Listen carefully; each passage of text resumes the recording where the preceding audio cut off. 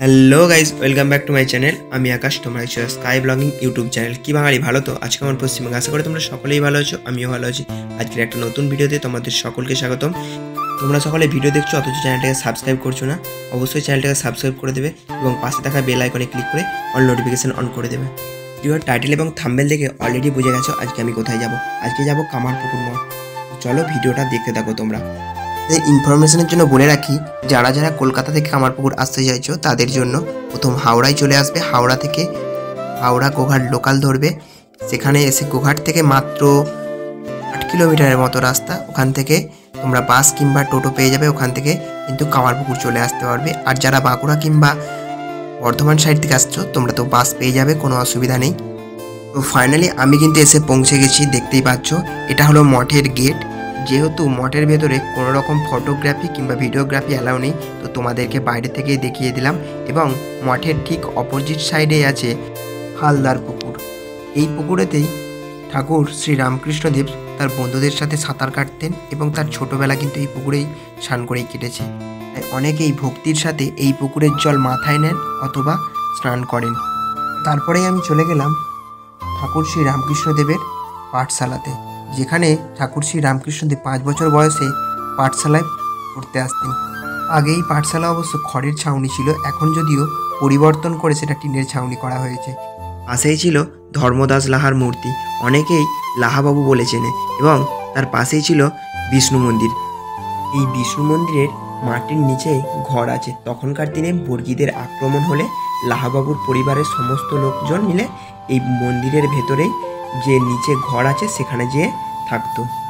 আর মন্দিরের বাইরে কিন্তু ঠাকুর শ্রী রামকৃষ্ণদেবের জীবনের বিভিন্ন কাহিনী মাটির পুতুল করে তৈরি করে রাখা আছে। তো তোমরা দেখতে থাকো। রামকৃষ্ণদেবের জন্ম বৃত্তান্ত কিন্তু এখানটায় দেখানো হয়েছে। তারপরেই দেখানো হয়েছে রামকৃষ্ণদেবের সাধু সেবা। তারপরেই দেখানো হয়েছে রামকৃষ্ণদেব এবং মা শারদার বিবাহ, লাহাবাবুদের গয়না ফেরত, রাসলীলা। বিষ্ণু মন্দিরের পাশেই আছে লাহাবাবুদের রাসমঞ্চ। এখানে রাস উৎসব পালিত হয়। এবং তার পাশেই আছে লাহাবাবুদের দুর্গা প্রতিমার মন্দির। ভেতরে তোমাদেরকে দেখিয়ে দিই চলো। এখন অবশ্য প্রতিমা নেই, তবে স্ট্রাকচারটা এখনও কিন্তু এখানেই আছে। এখানে প্রতি বছর খুব যত্ন সহকারে মা দুর্গার পূজা অর্চনা হয়। আর একটু দূরে গেলেই আছে গোপেশ্বর শিব মন্দির। এখানেই রামকৃষ্ণদেবের মা চন্দ্রামণি দেবী রামকৃষ্ণদেবের জন্য শিবের কাছে হত্যে দিয়েছিলেন। তার একটু পাশে আছে ঠাকুর শ্রী রামকৃষ্ণদেবের ভিক্ষে মায়ের বাড়ি। রামকৃষ্ণদেবের জন্মতিথি উপলক্ষে এই কামারপুকুরে প্রত্যেক বছর কিন্তু একটা মেলা বসে। তো চলো তোমাদেরকে সেই মেলাতে নিয়ে যাই। ফাইনালি আমি কিন্তু মেলায় এসে পৌঁছে গেছি। আজকে মেলায় কিন্তু প্রচুর পরিমাণ ভিড় হয়েছিল, একদম মানুষের ঠাসা।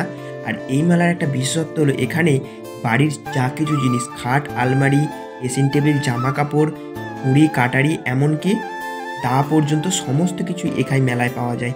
এখানে কিন্তু প্রচুর মানুষে এখান থেকে কেনাকাটা করে। এবং ফুলের দোকানটা তোমরা দেখতেই পাচ্ছ, বাড়ি সাজানোর জন্য অসাধারণ দেখতে লাগছিল। তারপরেই একটু যেতে না যেতেই দেখলাম যে এখানে পরোটা আকাশে উঠছে। আমার তো বেশ মজা লাগলো জিনিসটা দেখে। তো দেখো তোমরাও কত সুন্দরভাবে পরোটা তৈরি করছে। এটার নামটা যদিও আমি জানি না, তবে তোমরা যদি জানো অবশ্যই আমাকে কমেন্ট করে জানিও এই পরোটাটাকে কী পরোটা বলে। তারপরে আমি চলে গেলাম নাগরদোলনার ওদিকে। নাগরদোলনাগুলো কিন্তু বেশ সুন্দর দেখতে লাগছিল। আমার তো এই বড় নাগরদোলনাটা সব থেকে বেশি ভালো লেগেছে। এবং তার সাথে সাথে আরও অনেক নাগরদোলনা ছিল বাচ্চাদের জন্য এবং বড়দের জন্য। সবাই যে যার মতোভাবে এই মেলায় কিন্তু নাগরদোলনায় চেপে আনন্দ করছে। মেলার মধ্যেই এক জায়গায় মা ভবতারিণীর একটা সুন্দর মূর্তি ছিল এবং সঙ্গে ছিল ঠাকুর শ্রী রামকৃষ্ণদেব এবং মা শারদা দেবী। মেলায় ঢোকার সাথে সাথেই তোমাদেরকে বলেছিলাম এখানে কিন্তু সমস্ত রকম জিনিস পাওয়া যায়, এমনকি পোশাক আশাকও পাওয়া যায়।